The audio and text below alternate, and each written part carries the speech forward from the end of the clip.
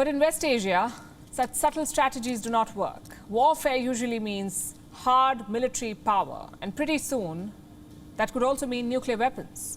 Iran is now closer than ever to making a nuclear bomb. Where does that leave the 2015 nuclear deal? On life support.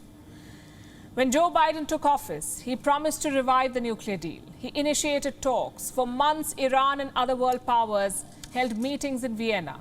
There were public spats, back-channel discussions, and finally in March 2022, there appeared to be progress. Iran said it was closer than ever to clinching a deal. Cut to June, all hope has been dashed. The Iran nuclear deal is back on ice. So where did things go wrong?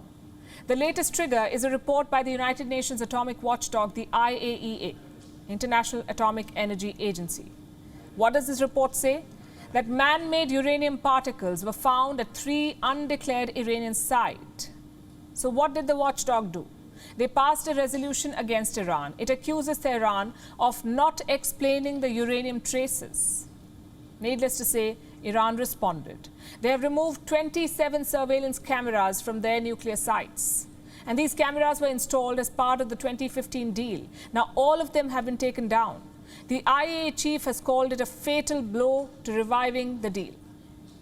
This, of course, poses a serious challenge to our ability to continue working there and to confirm the correctness of Iran's declaration under JCPOA. So the JCPOA is dead if it's not done within the next 4 weeks? I think this would be a fatal blow. Why is Iran suddenly playing hardball? We can think of 2 reasons. Number one, the war in Ukraine, it has put the focus firmly on nuclear deterrence. Just think about it. Would Russia have invaded a nuclear-armed Ukraine? Chances are it wouldn't have. But Ukraine gave up its nuclear arsenal in the 1990s, and now it is under attack. For policymakers in Tehran, the takeaway was clear. Nuclear weapons help. And that's reason number 1. Reason number 2 is that Iran is better placed to demand more concessions. For starters, they have enriched uranium to 60%. Now 90% is weapons grade. So Iran is dangerously close to making the bomb from 60 to 90. And that gives them an edge in negotiations. So do the rising oil prices. Think back to 2021. Oil prices were slowly recovering after the COVID crash, so sanctions on Iran made little difference. With or without Iranian oil, prices remained low. That's not the case anymore. Right now, Brent crude is trading at more than $120 per barrel. So lowering oil prices is America's top priority. And how do you do that? By pumping more oil into the global market. Enter Iran. Before US sanctions, Iran produced 4.7 million barrels per day. That oil could help cool global prices. But to unlock that oil, the West must remove sanctions. So Iran is playing the long game. As they say, America may have the watch, but Iran has the time, which brings us to the man behind this debacle, Joe Biden. He passed up a great opportunity. By March 2022, this year, Iran was ready to strike a deal. All they wanted was some goodwill, perhaps some sanctions relief, and why not? It was the United States that abandoned the nuclear deal. It wasn't Iran.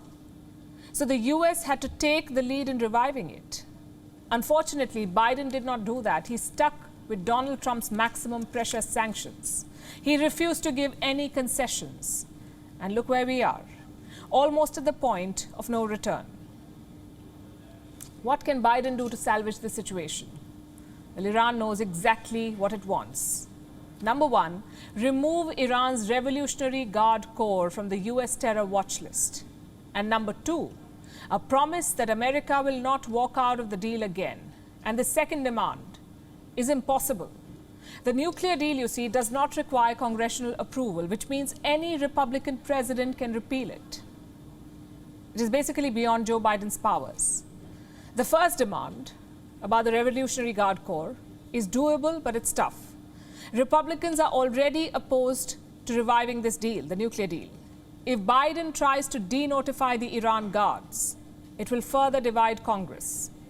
Whatever he decides, he needs to do it fast because Israel is watching from the sidelines. Last month, they conducted a special military drill.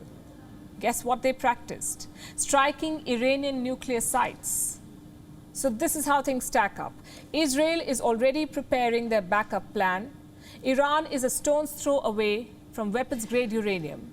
And Joe Biden still cannot decide what he must do. So much for a foreign policy veteran. WION is now available in your country. Download the app now and get all the news on the move.